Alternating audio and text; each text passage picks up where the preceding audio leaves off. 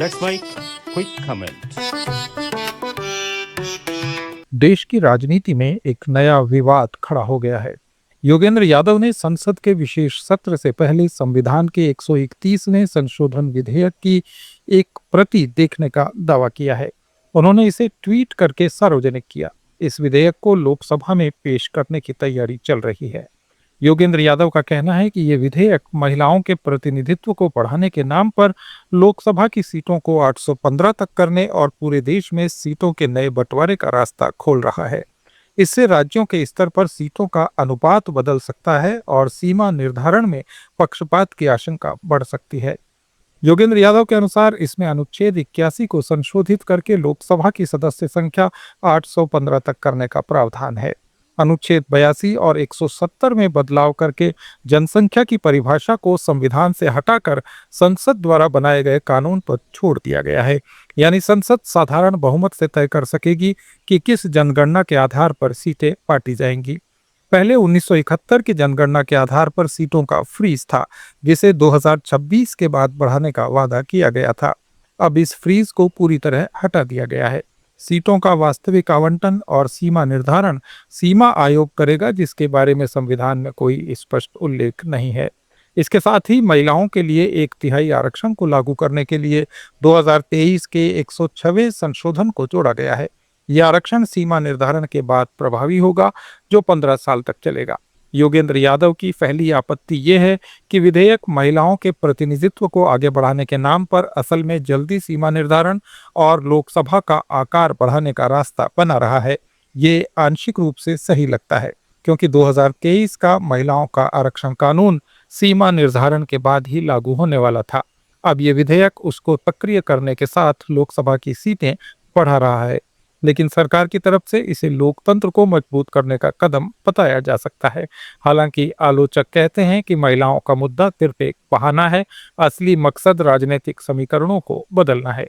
दूसरी आपत्ति और गंभीर है। योगेंद्र यादव कहते हैं कि विधेयक में ऐसा कोई क्लॉज नहीं दिखता जो दक्षिण के राज्यों जैसे तमिलनाडु, केरल, कर्नाटक और आंध्र प्रदेश के मौजूदा अनुपात की रक्षा करे।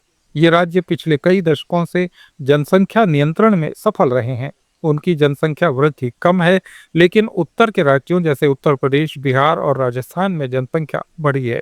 अगर नई जनगणना के आधार पर सीटें बटी तो दक्षिणी राज्यों का लोकसभा में हिस्सा कम हो सकता है, जो उनके राजनीतिक प्रभाव को और घटा देगा। तीसरी आपत्ति जनगणना के आधार को लेकर है। अब ये फैसला संविधान से निकलकर कानून पर डाल दिया गया है, यानी संसद साधारण बहुमत से तय करेगी कि 2011 की जनगणना इस्तेमाल होगी या नई वाली। योगेंद्र यादव इसे खतरनाक मानते हैं, क्योंकि इससे सरकार अपनी सुविधा के अनुसार जनगणना चुन सकती है। अभी अगली जनगणना पूरी नहीं हुई है। अगर पुरानी जनगणना के आधार पर सीटें बटी तो भी विवाद होगा, लेकिन अगर नई जनगणना का इंतजार किया जाए तो प्रक्रिया निष्पक्ष लगेगी। फिलहाल विधेयक इसे संसद के हाथों में सौंप रहा है, जो लोकतांत्रिक नहीं लगता। चौथी आपत्ति सीमा आयोग पर है। विधेयक कहता है कि सीटों का आवंटन और सीमा निर्धारण सीमा आयोग करेगा। संविधान इस पर चुप है। योगेंद्र यादव कहते हैं कि इसके फैसले को अदालत में चुनौती नहीं दी जा सकेगी। हालांकि विधेयक के उपलब्ध प्रति से स्पष्ट रूप से अदालती समीक्षा पर रोक नजर नहीं आती, लेकिन आयोग राष्ट्रपति की ओर से नियुक्त किया जाता है और उसकी रिपोर्ट को आमतौर पर अंतिम माना जाता है। असम जैसे राज्यों में पिछले सीमा निर्धारण में आरोप लगे थे कि सीटें सत्ताधारी पार्टी के फायदे के लिए बदली गईं। अगर यही राष्ट्रीय स्तर पर हुआ तो मुस्लिम बहुल या विपक्षी प्रभाव वाले इलाकों में सीटें घटाई या बढ़ाई जा सकती हैं। इसे जेरीमैंडरिंग कहते हैं, यानी चुनावी सीमा अपने फायदे के लिए मोड़ देना। इस विधेयक के व्यापक प्रभावों पर गौर करें तो कई सवाल उठते हैं।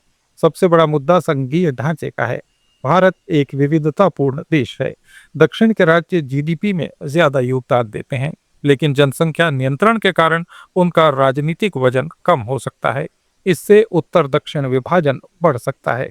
कुछ राज्य अलग प्रशासनिक क्षेत्र की मांग कर सकते हैं। दूसरी तरफ इसके समर्थक कहते हैं कि जितनी आबादी उतना हक का सिद्धांत लागू होना चाहिए। 1971 का फ्रीज अब पुराना हो चुका है और 2026 के बाद सीटें बढ़ानी ही थी। महिलाओं को 1/3 आरक्षण मिलना लोकतंत्र के लिए अच्छा है। संसद का आकार बढ़ने से ज्यादा मुद्दों पर चर्चा हो सकेगी, लेकिन खर्च भी बढ़ेगा। क्योंकि हर सांसद पर पहले से ही करोड़ों रुपए खर्च होते हैं। राजनीतिक रूप से देखें तो ये विधेयक सत्ताधारी दल के लिए फायदेमंद लगता है। उत्तर और मध्य भारत में उसकी ताकत ज्यादा है, इसलिए ज्यादा सीटें वहां बंटने से उसका बहुमत मजबूत हो सकता है। सरकार को चाहिए कि इस विधेयक को संसद में पेश करने से पहले सभी पक्षों से चर्चा करे। आप सुन रहे थे let's mind more than radio. Follow कीजिए हमें हमारे सोशल मीडिया प्लेटफॉर्म्स पर।